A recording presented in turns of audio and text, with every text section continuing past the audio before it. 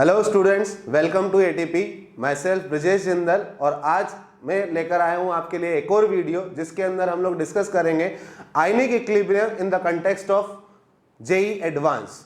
JEE advance के लिए अलग से क्यों आयनिक इक्विलिब्रियम पढ़ने की अपने को जरूरत है, वो वीडियो देखकर ही आपको समझ में आ जाएगा। ठीक है, so without wasting time start करते हैं हम लोग आज का लेक्चर, आज का वीडियो। तो सबसे पहली चीज तो हम लोग डिस्कस करेंगे some basic informations regarding ionic equilibrium, जो ऑब्वियसली हो सकता है कि आपको याद भी हो और याद ना हो तो इसके बाद से अपने को याद होनी चाहिए। तो वो बेसिक इंफॉर्मेशंस क्या क्या है? पहली चीज, किसी भी एक्वस सोल्यूशन के लिए अपने को पता होना चाहिए कि concentration of H plus aqueous into concentration of OH minus always equal होता है किसके? KW के। KW किसे बोलते हैं हम लोग? आयनिक प्रोडक्ट ऑफ वाटर को। ठीक है, तो ये रिलेशन अपने को याद रहना चाहिए। अब इसकी वैल्यू की बात करें तो 25 डिग्री सेंटीग्रेड पर होती है कितनी? 10⁻⁻14। तो कहने का मतलब क्या हुआ? 25 डिग्री सेंटीग्रेड मतलब रूम टेम्परेचर के ऊपर H plus into OH minus का जो मल्टीप्लीकेशन है वो किसके इक्वल है? 10⁻⁻14 के इक्वल है। और ये मैंने लगाया किसके लिए? एनी एक्वस सोल्यूशन के लिए। मतलब कि किसी भी सोल्यूशन में 25 डिग्री सेंटीग्रेड पर मुझे H प्लस कंसंट्रेशन पता है तो मैं क्या निकाल सकता हूं? OH minus concentration. और अगर OH माइनस पता है तो क्या निकाल सकते हैं? H plus concentration. इसी वजह से ये रिलेशन अपने लिए इंपॉर्टेंट है। नाउ नेक्स्ट चीज हम लोग बात करें, नेक्स्ट बेसिक इंफॉर्मेशन तो होती है पी वैल्यूज, पावर वैल्यूज या पोटेंशियल वैल्यूज हम लोग इन्हें बोलते हैं। तो वो भी बेसिक ऑब्वियसली आपको याद होंगी सही, फिर भी एक क्विक रिवीजन कि पीएच का वैल्यू अगर बात करें तो क्या होता है? Minus log of H plus concentration. ठीक है, लॉग में बेस लेते हैं यहां पर हम लोग किसका? 10 का। ठीक है, इसी टाइप से पीओएच अगर निकालना है अपने को तो वो होता है minus log concentration of OH minus. इसी टाइप से अगर PKW निकालना है तो अपने को क्या लिखना पड़ेगा? Minus log of KW। Log की कैलकुलेशंस कैसे करनी है उसके लिए लास्ट वीडियो में मैंने आपको एक ट्रिक बताई थी कि इनकी वैल्यूज अगर दे रखी है H प्लस कंसंट्रेशन या OH माइनस कंसंट्रेशन और सिमिलरली KW की भी वैल्यू दे रखी है तो आप स्मार्ट वे के अंदर किस टाइप से कैलकुलेशन करेंगे वो लास्ट वीडियो के अंदर देख सकते हैं। ठीक है, तो हम लोग क्या कर सकते हैं? कंसंट्रेशन से पी वैल्यूज निकाल सकते हैं और वही पी वैल्यूज के टर्म में अगर इस रिलेशन को कन्वर्ट कर दें तो अपने पास एक जनरल रिलेशन आ जाता है किसके लिए? For any aqueous solution. और वो रिलेशन क्या निकल कर आता है? pH plus POH equals to PKW। ठीक है, सो PKW का वैल्यू एक पर्टिकुलर टेम्परेचर पर कैसा रहेगा? कांस्टेंट रहेगा। तो यहां से अपने पास में रिलेशन आ जाएगा pH plus POH equals to some constant value. Like at 25 degree centigrade KW का वैल्यू है 10⁻⁻14। तो अगर PKW का वैल्यू निकाले, यहां पर मैं पुट करूंगा 10⁻⁻14 लॉग की प्रॉपर्टी के अकॉर्डिंग। -14 विल कम फॉरवर्ड और माइनस माइनस प्लस, तो PKW का वैल्यू आ जाएगा कितना? 14। तो अपना रिलेशन बन जाता है pH plus POH equals to 14। अब ये ऐसा रिलेशन है जिसको 99.99% स्टूडेंट्स यूज करते हैं और सिर्फ इसी को ही यूज करते हैं। अब एडवांस के अंदर क्या हो सकता है कि टेम्परेचर जो है वो जरूरी नहीं कि आपको 25 डिग्री सेंटीग्रेड दे। ठीक है, ध्यान से सुनना मेरी बात कि जरूरी नहीं कि टेम्परेचर जो है वो 25 डिग्री सेंटीग्रेड दे। तो अगर कोई दूसरा टेम्परेचर दिया है तो उस पर होगा क्या? KW का वैल्यू चेंज हो जाएगा और KW का वैल्यू चेंज हो गया तो डेफिनेटली आपका आंसर भी चेंज हो जाएगा। जस्ट लाइक अगर टेम्परेचर सपोज उसने दे दिया 90 डिग्री और उस पर सपोज KW का वैल्यू है 10⁻⁻13। कितना? 10⁻⁻13। तो अब PKW का वैल्यू कितना हो जाएगा? यहां पर 10⁻⁻13 की जगह 10⁻⁻14 की जगह 10⁻⁻13 पुट करें तो PKW का वैल्यू आएगा 13। और अब relation for any aqueous solution क्या बन जाएगा? pH plus POH equals to 13। तो अब अगर आपको pH निकालना है तो क्या करेंगे हम लोग? 13 में से POH को माइनस करेंगे, जबकि अपनी प्रैक्टिस किस चीज की होती है कि हम हमेशा कितना मानकर चलते हैं? 14। तो एडवांस के पॉइंट ऑफ व्यू से आप एक चीज को ध्यान, इस वाली चीज को याद रखेंगे। ठीक है, तो ये कुछ बेसिक इंफॉर्मेशन है जो थ्रू आउट अपने को चैप्टर में यूज आने वाली है, तो हम लोग बेटर है कि इनको याद रखें। क्लियर? नेक्स्ट हम लोग डिस्कस करते हैं एकदम इनिशियल पार्ट से आयनिक इक्विलिब्रियम में कि जो आप लोगों ने अभी तक मेंस के हिसाब से पढ़ा है, अब एडवांस लेवल पर उसके अंदर क्या डिफरेंस आ सकता है। ठीक है, तो पहली प्रोफाइल लेते हैं हम लोग aqueous solution of weak acid और वीक बेस। ठीक है, मतलब कि क्वेश्चन क्या होगा? आपको सोल्यूशन के अंदर एक सोल्यूशन दिया होगा, उसमें जो इलेक्ट्रोलाइट है वो या तो एक वीक एसिड होगा या फिर वीक बेस होगा। क्लियर? क्वेश्चन किस टाइप का आता है कि अपने को कंसंट्रेशन दे दिया तो सपोज H प्लस कंसंट्रेशन पूछ लिया या OH माइनस कंसंट्रेशन या pH पूछ लिया। इलेक्ट्रोलाइट कुछ भी दे सकता है, वीक एसिड दे सकता है या फिर वीक बेस दे सकता है, ठीक है। दोनों का जो डिस्कशन है वो सेम टाइप का ही है, बस डिफरेंस क्या होगा कि वीक एसिड के लिए हम लोग निकालते हैं H प्लस कंसंट्रेशन और वीक बेस के लिए निकालते हैं OH माइनस कंसंट्रेशन। क्लियर। अब मेंस तक की अप्रोच तो क्या चलती है कि हम लोग सीधा सीधा फॉर्मूला से सॉल्व कर लेते हैं और जो फॉर्मूला पता है उसी से ही अपना आंसर आ जाता है, लेकिन एडवांस के अंदर सीधा सीधा फॉर्मूला से आंसर आ जाए ऐसा कोई जरूरी नहीं है। रीजन कि आयनिक इक्विलिब्रियम के अंदर कई सारी अप्रोक्सीमेट कैलकुलेशंस करने पर वो फॉर्मूले आते हैं, लेकिन जरूरी नहीं कि एडवांस कैलकुलेशन के अंदर आपसे अप्रोक्सीमेट आंसर पूछा हो। वहां पर हो सकता है कि ऑप्शन में अप्रोक्सीमेट आंसर भी दिया हो और एग्जैक्ट आंसर भी दिया हो, तो ऑब्वियसली मोर करेक्ट के लिए हम लोग किसको टिक करेंगे, एग्जैक्ट आंसर को टिक करेंगे, ठीक है। तो उसके लिए अपने को क्या ध्यान रखना है, पहली चीज तो कोई भी अगर वीक इलेक्ट्रोलाइट अपने को दिया हुआ है तो उसके साथ में क्या क्या चीजें दी होती है। आपको पता है किसी भी वीक एसिड के लिए हमेशा उसका आयोनाइजेशन कांस्टेंट इन्वॉल्व होता है Ka, और वीक बेस के क्वेश्चन में हमेशा उसका आयोनाइजेशन कांस्टेंट इन्वॉल्व होगा Kb, ठीक है। तो पहला कंफ्यूजन तो यही होता है कि ये Ka एंड Kb होते क्या है। आयोनाइजेशन कांस्टेंट तो बोल दिए, लेकिन होता क्या है, ठीक है। तो ध्यान से सुनना मेरी बात। Ka is the equilibrium constant of that reaction in which an acid shows its acidic behavior। क्या बोला मैंने कि कोई भी वीक एसिड जिस रिएक्शन में अपना एसिडिक बिहेवियर शो करे उसके इक्विलिब्रियम कांस्टेंट को क्या डिनोट करते हैं हम लोग, Ka। और सिमिलरली वीक बेस के लिए Kb उस रिएक्शन का इक्विलिब्रियम कांस्टेंट होगा जिसके अंदर वो अपना कौन सा बिहेवियर शो करे, बेसिक बिहेवियर शो करे, ठीक है। तो इसको और क्लियरली समझते हैं। मैं आगे का पूरा डिस्कशन लेता हूं वीक एसिड के लिए एक बार, और उसके बाद एक्सप्लेन कर दूंगा कि वीक बेस के लिए क्या क्या चेंजेस होंगे।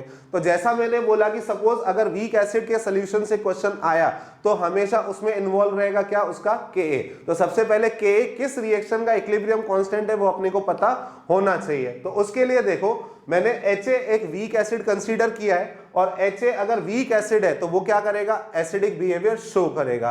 अब एसिडिक बिहेवियर शो करने के दो तरीके हैं, इधर रिलीज ऑफ H प्लस और गेन ऑफ OH माइनस। तो ये रिएक्शन के अंदर क्या है कि it is converting into H plus plus A minus, मतलब कि H प्लस को रिलीज कर रहा है, और जैसा मैंने बोला रिलीज ऑफ H प्लस मतलब कौन सा behaviour, acidic behaviour. So in this reaction Ha is showing it's acidic behaviour. Now जैसे केमिकल इक्विलिब्रियम में आप लोग कंसंट्रेशंस को डिस्ट्रीब्यूट करते हैं, वैसे ही हम लोग यहां पर भी कर सकते हैं। लाइक T इक्वल टू 0 पर मैंने C मोलर Ha का सोल्यूशन लिया, अब उसका कुछ पार्ट आयोनाइज होगा और फाइनली क्या अचीव हो जाएगा, इक्विलिब्रियम। तो T इक्विलिब्रियम पर लेट्स से मैंने Ha को लिखा C माइनस C अल्फा, मतलब कि इसका आयोनाइज्ड पार्ट कितना है, C अल्फा।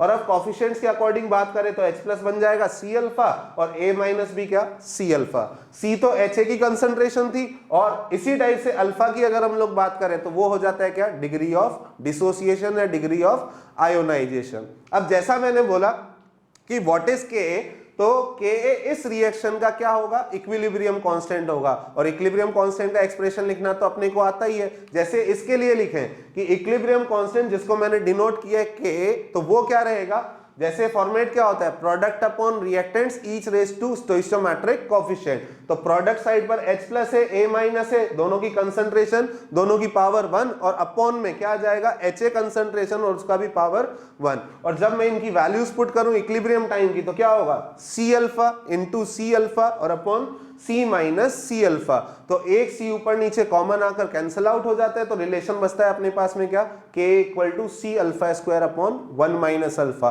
और अब इसी में अगर ध्यान से देखें तो H प्लस की कंसंट्रेशन जो जनरली पूछी जाती है अपने से, उसका वैल्यू निकल कर आता है कितना, C अल्फा, ठीक है।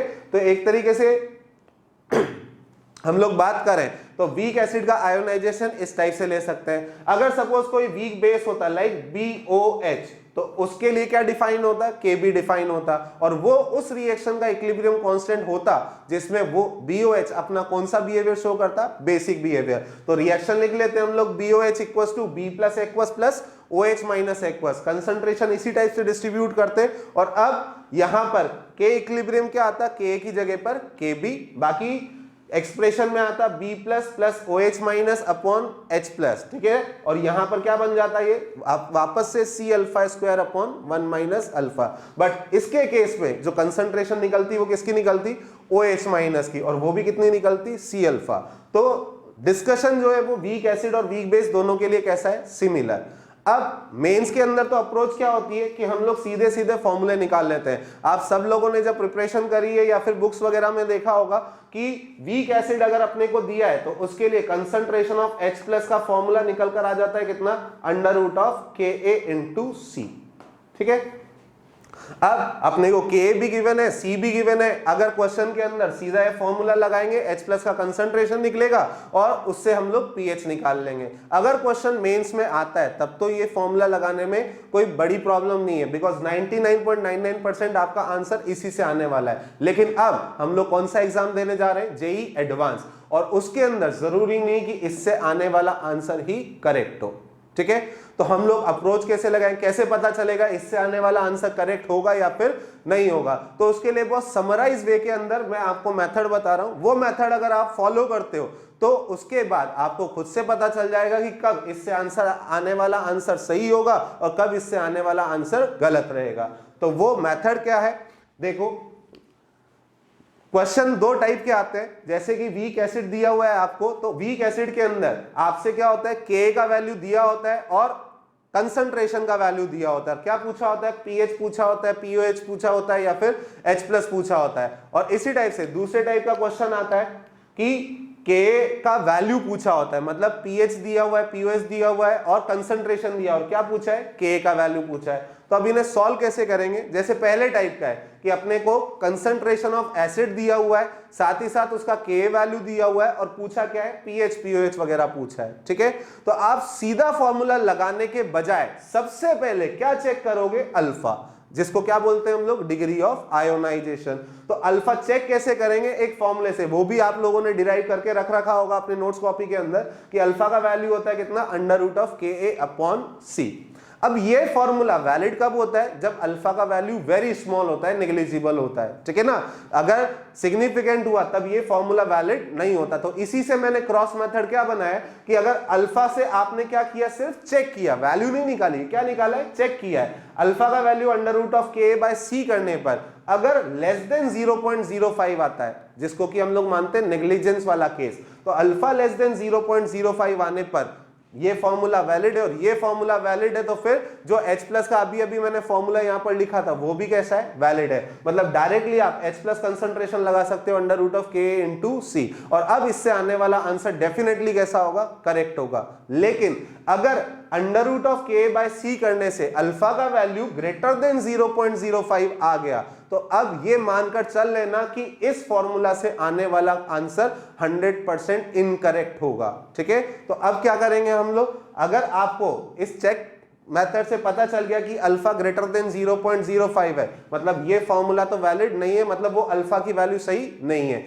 तो करेक्ट वैल्यू ऑफ अल्फा कहां से निकालेंगे हम लोग, Ka से ही निकालेंगे। अभी मैंने बताया था Ka का वैल्यू कितना आ जाता है अपने पास, C alpha square upon 1 minus alpha. तो आपको वैल्यू पता है Ka की, आपको वैल्यू पता है C की, तो अननोन कौन है इसके अंदर, अल्फा अननोन है। तो अगर यहां पर ध्यान से देख रहे हो आप, तो अल्फा के टर्म में क्या बनेगी, क्वाड्रेटिक बनेगी। तो क्वाड्रेटिक सॉल्व करोगे, दो रूट्स आएंगे, एक पॉजिटिव होगा और एक नेगेटिव होगा। ऑब्वियसली अल्फा का जो करेक्ट वैल्यू होगा वो कैसा होगा, पॉजिटिव होगा। तो पॉजिटिव वाला आप रूट सेलेक्ट करें और उसके बाद में क्या करें, एक बार अल्फा का वैल्यू आ गया तो फिर लास्ट स्लाइड में मैंने लिखा था कि H प्लस का कंसंट्रेशन कितना रहेगा, C अल्फा रहेगा। C पता है, अल्फा यहां से निकाल लिया और उससे आप H प्लस का कंसंट्रेशन का आंसर कर सकते हो। और अब इसी वाले तरीके से अगर आपका अल्फा ग्रेटर देन 0.05 आया तो करेक्ट आंसर जो आएगा वो इसी तरीके से आएगा, इस वाला आंसर करेक्ट नहीं होगा। क्लियर। दूसरे टाइप का क्वेश्चन क्या पूछा जा सकता है, रिवर्स क्वेश्चन, मतलब कि आपको pH वगैरह दे रखा है, ठीक है, कंसंट्रेशन दे रखा है और किसकी वैल्यू पूछी है, आयोनाइजेशन कांस्टेंट की, ठीक है। तो इसमें भी सीधा सीधा फॉर्मूला नहीं लगाना है। क्या दे रखा था, pH दे रखा था, वहां से आप H प्लस निकाल लेते, ठीक है। आपको C दे रखा है तो सीधा फॉर्मूला से Ka आ जाता है, लेकिन जरूरी नहीं कि वो करेक्ट आंसर होता। रीजन, वापस से आपको क्या चेक करना है, अल्फा चेक करना है। इस बार अल्फा कैसे चेक करेंगे, अपने को डेरिवेशन से पता है कि H प्लस का वैल्यू किसके इक्वल है, C अल्फा के इक्वल है। H प्लस गिवन है, C गिवन है, तो क्या निकल आएगा, अल्फा। और वापस से वही चीज कि अगर अल्फा का वैल्यू लेस देन 0.05 है तब जाकर तो हम लोग क्या लगा पाएंगे, फॉर्मूला लगा पाएंगे, ठीक है ना। तो फॉर्मूला के अकॉर्डिंग K का वैल्यू किसके इक्वल आ जाएगा, C अल्फा स्क्वायर। आपका फॉर्मूला वही, alpha equals to under root of K upon C। तो इसी से K का वैल्यू कितना बन जा रहा है, C अल्फा स्क्वायर बन जा रहा है, तब तो कोई प्रॉब्लम नहीं है। लेकिन अगर अल्फा का वैल्यू ग्रेटर देन 0.05 आ गया तो अब कोई फॉर्मूला वैलिड नहीं होगा। तो अब कैसे सॉल्व करेंगे हम लोग, अगर अल्फा का वैल्यू 0.05 है, कोई फॉर्मूला कोई अप्रोक्सीमेशन वैलिड नहीं है, सीधा हम लोग डेरिवेशन पे चलेंगे और डेरिवेशन के अकॉर्डिंग K का वैल्यू कितना होता था, C alpha square upon 1 minus alpha. तो अब इससे अगर आप क्वेश्चन सॉल्व करोगे तब जाकर अपना आंसर कैसा आएगा, करेक्ट आएगा। एक क्वेश्चन के अंदर हम लोग प्रैक्टिस भी करके देख सकते हैं, ठीक है। तो जैसे अपने पास में एक क्वेश्चन है, आप देख सकते हो 0.01 मोलर सोल्यूशन मुझे दिया हुआ है किसका, एक वीक मोनोप्रोटिक एसिड का। मोनोप्रोटिक बोलने का मतलब कि वो एक ही H प्लस को रिलीज करेगा, ठीक है, और वो कैसा है, वीक है। तो उसके साथ कुछ ना कुछ K की वैल्यू इन्वॉल्व रहेगी। उसने सोल्यूशन के लिए मुझे pH का वैल्यू दे रखा है कितना, 3, और क्वेश्चन क्या है, आयोनाइजेशन कांस्टेंट की वैल्यू पूछी, मतलब उसी K का वैल्यू ही अपने से पूछा गया है। 4 ऑप्शन भी दिए हुए हैं, ठीक है। तो सॉल्व करते हैं दोनों तरीके से। क्या होगा, सबसे पहली चीज तो pH का वैल्यू 3 दे रखा है, तो एंटी लॉक करके H प्लस कंसंट्रेशन में निकाल सकता हूं कितना, 10⁻³ मोलर। अब अपनी जेई मेंस वाली जो अप्रोच चलती है वो क्या चलती है, सीधा सीधा फॉर्मूला लगा देते हैं। वीक एसिड दिया हुआ है और फॉर्मूला क्या होता है, H plus equals to under root of Ka into C, ठीक है। तो ये फॉर्मूला अगर मैंने लगाया तो यहां से H प्लस की कंसंट्रेशन 10⁻³ और C का वैल्यू कितना है, 10⁻²। 10⁻³ का स्क्वायर करेंगे तो कितना, 10⁻⁶, और एक 10⁻² करेंगे तो क्या हो जाएगा, 10⁻⁴ आ जाएगी K की वैल्यू। और वो अपने को ऑप्शन में दिया हुआ भी है, और कौन से ऑप्शन में, ए ऑप्शन में। होता क्या है, अगर हम लोगों ने कोई क्वेश्चन किया, उसका आंसर अपने को ऑप्शन में मिल गया तो बिना सोचे समझे हम लोग टिक कर देते हैं कि सही आंसर आ गया होगा। लेकिन एडवांस के अंदर ऐसा कोई जरूरी नहीं है।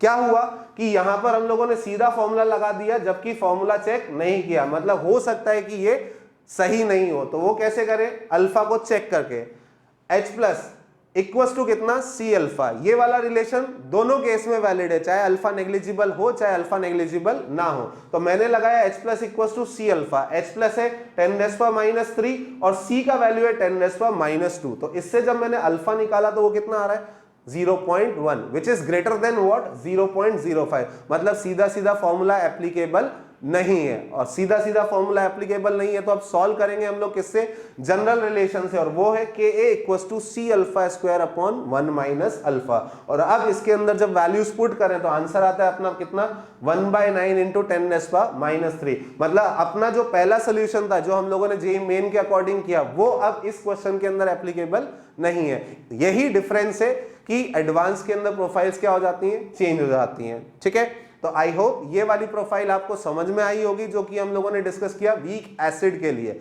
अब यही चीज अगर वीक बेस के लिए होती तो जैसा मैंने बोला क्या डिफरेंसेस आते, पहली चीज तो Ka की जगह पर क्या होता, Kb होता, और H प्लस कंसंट्रेशन की जगह पर क्या होता, OH माइनस कंसंट्रेशन होता। बाकी सारा का सारा पार्ट आप रिलेट कर सकते हो, एग्जैक्टली सेम रहेगा, ठीक है।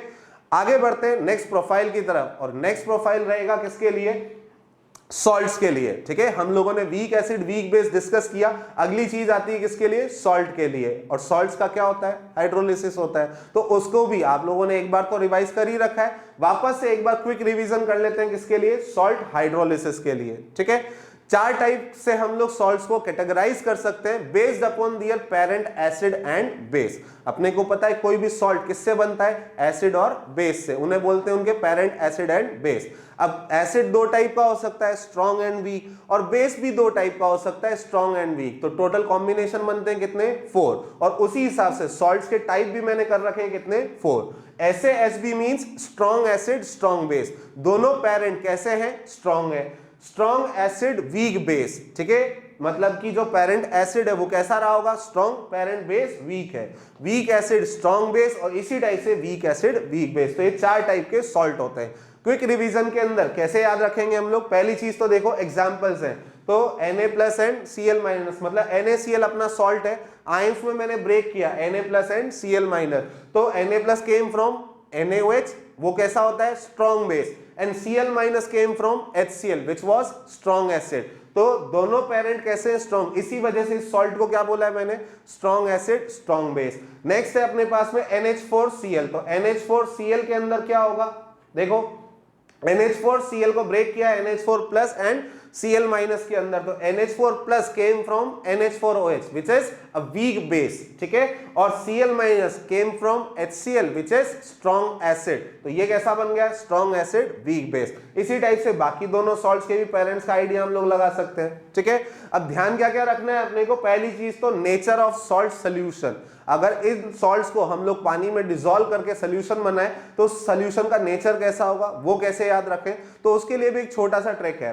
देखो यहां पर स्ट्रॉन्ग एसिड स्ट्रॉन्ग बेस का जो नेचर है वो कैसा है न्यूट्रल, बिकॉज दोनों पेरेंट जो है वो कैसे हैं स्ट्रॉन्ग है, और दोनों पेरेंट अगर स्ट्रॉन्ग है और इक्वली स्ट्रॉन्ग है, आप लोगों ने पढ़ा होगा levelling effect of water, strong का मतलब 100% स्ट्रॉन्ग, ठीक है। सो अगर एसिड भी 100% है बेस भी 100% है, तो उनकी वजह से जो सोल्यूशन बनेगा उसमें नेचर कैसा आना चाहिए न्यूट्रल आना चाहिए। तो स्ट्रॉन्ग एसिड स्ट्रॉन्ग बेस तो कैसा न्यूट्रल। और बाकी तीनों के लिए आप क्या याद रख सकते हो कि जो भी पेरेंट रिलेटिवली स्ट्रॉन्गर है नेचर ऑफ सोल्यूशन उसी के अकॉर्डिंग जाएगा। ध्यान से सुनना क्या बोला मैंने कि जो भी पेरेंट रिलेटिवली स्ट्रॉन्गर है उसके according he nature of solution का हम लोग आंसर कर सकते हैं। Like strong acid weak base type का सॉल्ट है, ठीक है, तो इसके अंदर पेरेंट एसिड कैसा है स्ट्रॉन्ग और पेरेंट बेस कैसा है वीक है। अब रिलेटिवली स्ट्रॉन्गर कौन हुआ एसिड, तो नेचर ऑफ सोल्यूशन भी कैसा जाता है यहां पर एसिडिक। इसी टाइप से नेक्स्ट वाले के अंदर weak acid strong base type का है,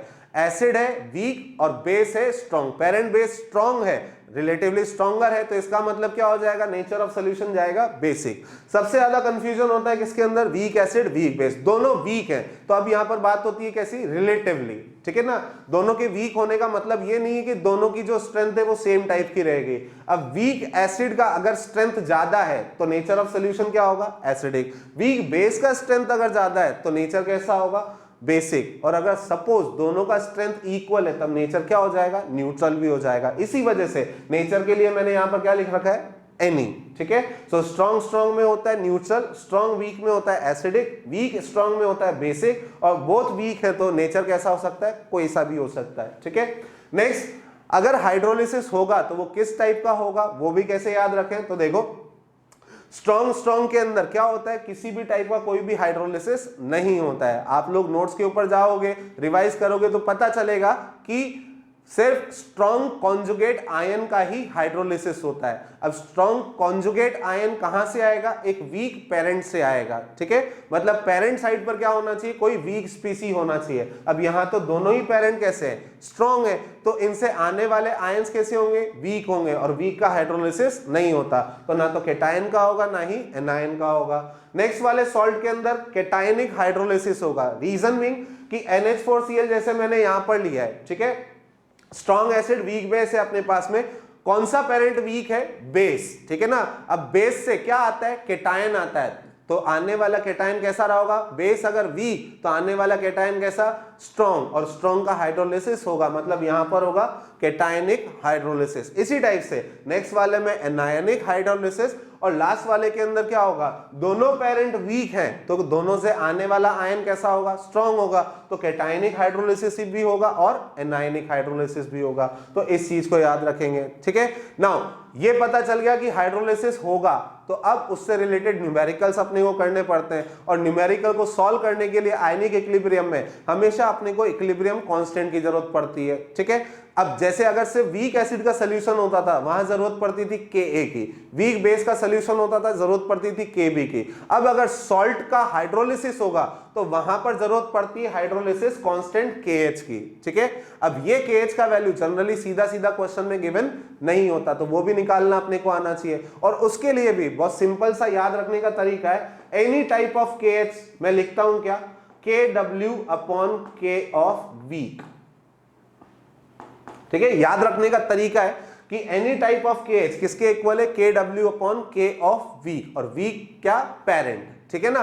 तो जैसे अगर हम लोग यहां पर बात करें स्ट्रॉन्ग के लिए, तो स्ट्रॉन्ग में जैसे हम लोगों ने लिखा देयर इज नो हाइड्रोलिसिस, और जब हाइड्रोलिसिस ही नहीं होता तो कोई हाइड्रोलिसिस कांस्टेंट भी नहीं होगा, तो इसके लिए KH की वैल्यू कैसी है, नॉट एप्लीकेबल है। अब नेक्स्ट है अपने पास में स्ट्रॉन्ग एसिड वीक बेस, इसका डेफिनेटली हाइड्रोलिसिस होगा, तो KH की वैल्यू कैसे लिखे, मैंने आपको याद रखने का तरीका क्या बताया, KW/K ऑफ वीक। इसमें वीक कौन है, बेस, तो बेस के लिए कौन सा कांस्टेंट आएगा, KB, तो यहां पर क्या बन जाना चाहिए, KW/KB, ठीक है। इसी टाइप से वीक एसिड स्ट्रॉन्ग बेस है, तो इसमें वीक पेरेंट कौन है, एसिड, तो इस तरीके के अकॉर्डिंग KH का वैल्यू क्या बनेगा, KW/KA।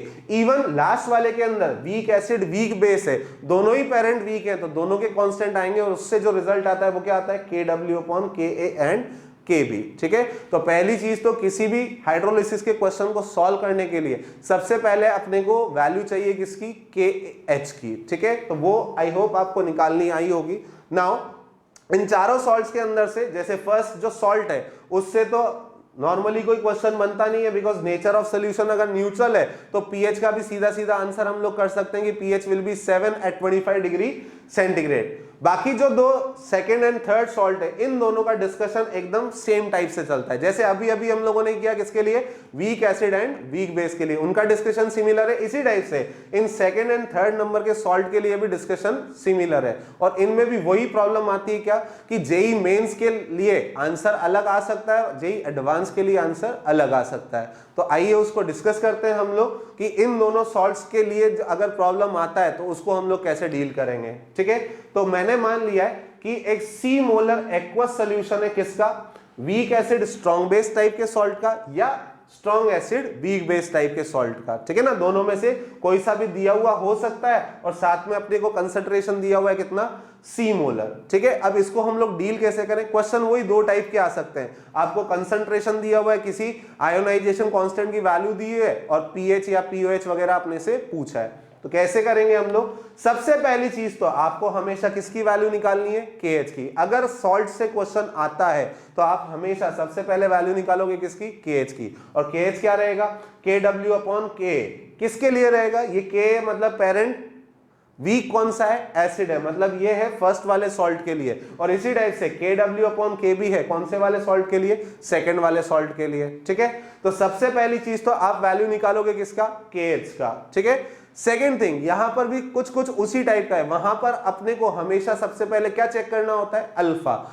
तो यहां पर हम लोग चेक करेंगे क्या, डिग्री ऑफ हाइड्रोलिसिस। उसी टाइप की टर्म है, बस वहां पर प्रोसेस था आयोनाइजेशन का तो उसको बोलते थे डिग्री ऑफ आयोनाइजेशन, यहां पर प्रोसेस है किसका, हाइड्रोलिसिस का, तो इसे बोलते हैं डिग्री ऑफ हाइड्रोलिसिस। डिनोट करते हैं इसे स्मॉल h से, और इसका जो फॉर्मूला वगैरह आपने डिराइव कर ही रखा है तो वो आता है √KH/C, ठीक है। तो यहां पर अगेन हम लोग चेक करेंगे क्या, डिग्री ऑफ हाइड्रोलिसिस, इसी रिलेशन से। अब इसके अंदर क्या होगा, इसकी जो वैल्यू आएगी वो डिसाइड करेगी कि फॉर्मूला डायरेक्टली लगेगा या फिर नहीं लगेगा। जैसे कि अगर H का वैल्यू लेस देन 0.05 आता है, ठीक है ना, मतलब कि कैसा, नेग्लिजिबल आता है, तो क्या लगा लेंगे हम लोग, सीधा सीधा फॉर्मूला लगा लेंगे, और वो फॉर्मूला क्या होगा, OH माइनस कंसंट्रेशन होगा कितना, √KH/C, जैसे अभी अभी वीक एसिड वीक बेस में किया था, कितना था, √KA/C, तो यहां पर क्या हो गया, √KH/C। लेकिन ये √KH/C किसकी वैल्यू है, OH माइनस कंसंट्रेशन की, किसके लिए,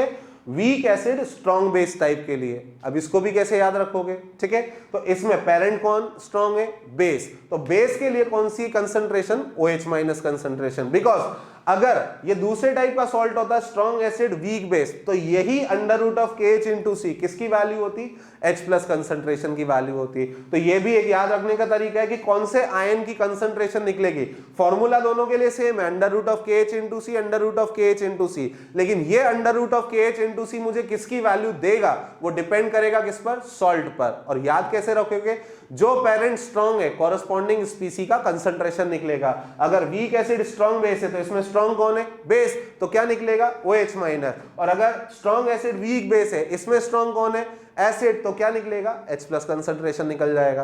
तो ये तो हो गई अपनी सीधी सीधी फॉर्मूला बेस अप्रोच, लेकिन एडवांस के अंदर जरूरी नहीं कि इससे आने वाला आंसर सही हो, ठीक है।